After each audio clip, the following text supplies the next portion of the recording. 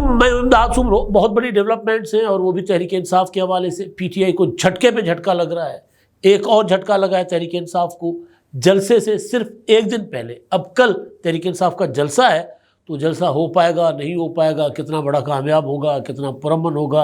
اور جلسے سے کیا نکلے گا، اس پر تو باتیں ہو ہی رہی ہیں، اور ہم بھی اسی پہ بات کر لیں گے۔ لیکن جو جھٹکا لگا ہے پی ٹی آئی کو، جلسے سے ایک دن پہلے سیکریٹری جنرل نے چھوڑ دیا پارٹی کو، ایک اور استعفیٰ دے کر عمر ایوب نے بائے بائے ٹاٹا کہہ دیا۔ عہدے کے حوالے سے پارٹی میں ہیں لیکن آفس چھوڑ دیا۔ جلسے سے ایک دن پہلے عمر ایوب کے استعفے کا کیا مطلب ہے، کیوں انہوں نے استعفیٰ دیا؟ اور پھر جلسے سے ہی ایک دن پہلے رؤف حسن صاحب جو secretary information P T I کے ترجمان، ان کو بھی وہاں سے ہٹانے کی خبریں آ رہی ہیں۔ میڈیا رپورٹ کر رہا ہے، مصدقہ خبریں ہیں کہ ان کو بھی وہاں سے ہٹا کر تھنک ٹینک میں لگایا جا رہا ہے۔ عمران خان صاحب اپنی ٹیم بدل رہے ہیں۔ پھر اس موقع پر عمران خان صاحب کو ٹیم بدلنے کا کیوں خیال آیا ہے، اور جو لڑائی ہے علی امین گنڈا پور اور علیمہ خان صاحبہ کی، اس لڑائی کا انجام کیا ہوا، ان معاملات پر بات کریں گے۔ پی ٹی آئی کے جلسے پر ظاہر اسی حوالے سے بات ہو جائے گی۔ لیکن ایک اور معاملہ ہے جو توشہ خانہ کا نیا مقدمہ عمران خان اور بشریٰ بی بی پر، وہ منتقل کر دیا گیا ہے کسی اور عدالت میں۔ کیوں ہوا کسی اور عدالت میں؟ اس کا کوئی براہ راست تعلق ہے وہ جو Imran Khan N R O مانگ رہے ہیں اس سے، یا اس کی ریزن کوئی اور ہے؟ اس پر بات کرتے ہیں۔ اور مریم نواز صاحبہ نے بل جمع کروانا شروع کر دیے، بجلی کے بل لوگوں کے۔ تو آغاز براہ راست پی ٹی آئی سے کرتے ہیں۔ عمر ایوب صاحب نے ایک لمبا چوڑا ٹویٹ کیا،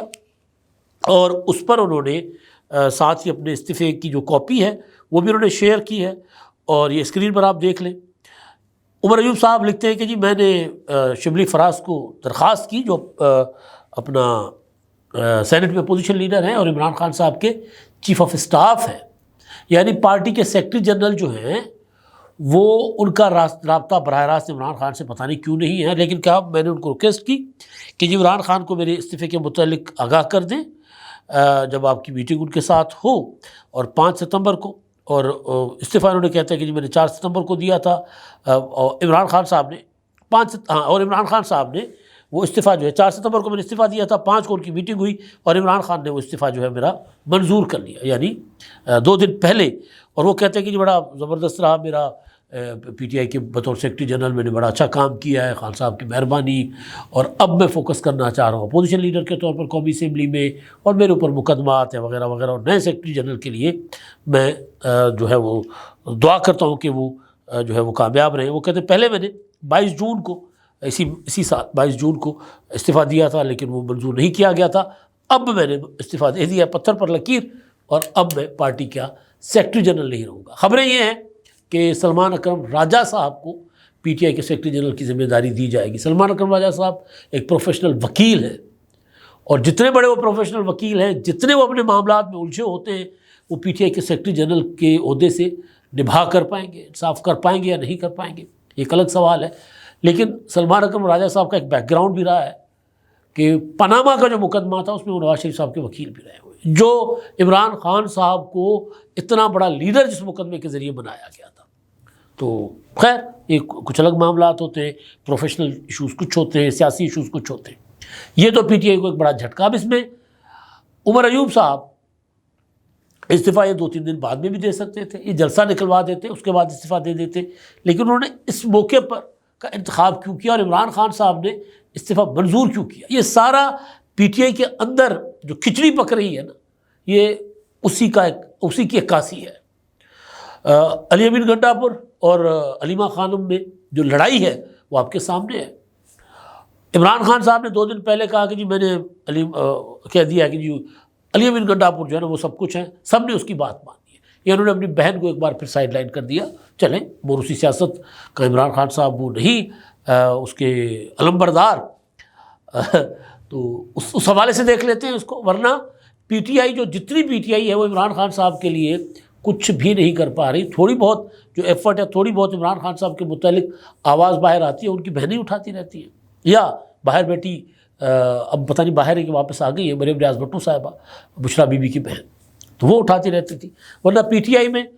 اچھا پنجاب کا حال دیکھ لیں، حماد اظہر صاحب بھی استعفیٰ دے کر بیٹھے ہوئے ہیں۔ اب اتنا بڑا جلسہ ہونے جا رہا ہے، جلسے کا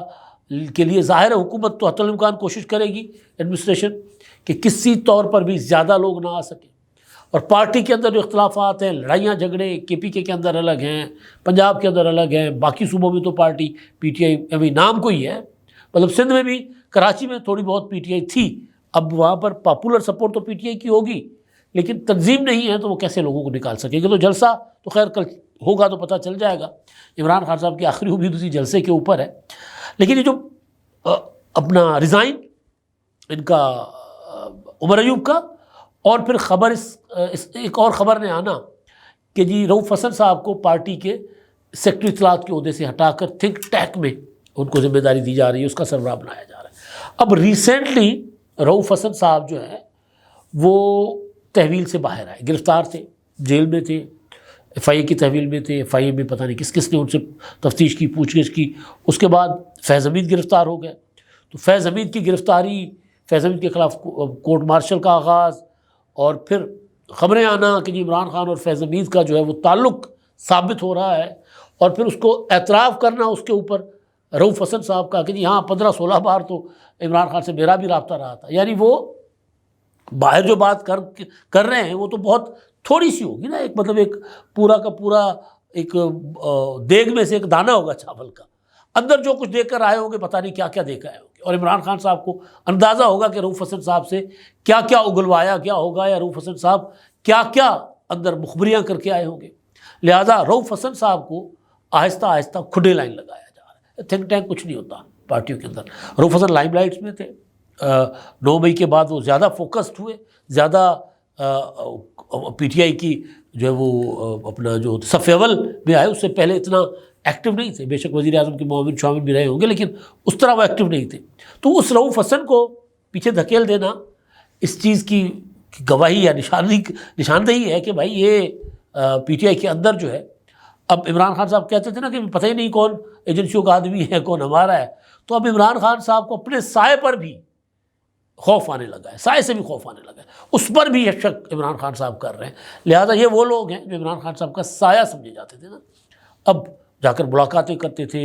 عمران خان کے لیے، بڑے بڑے طاقتور لوگوں کو للکارتے تھے، اب وہ ان کو یا عمران خان نکال رہے ہیں یا وہ خود چھوڑتے ہوئے جا رہے ہیں۔ یہ چھوڑنا ہی ہے، ریزائن کرنا۔ حماد اظہر صاحب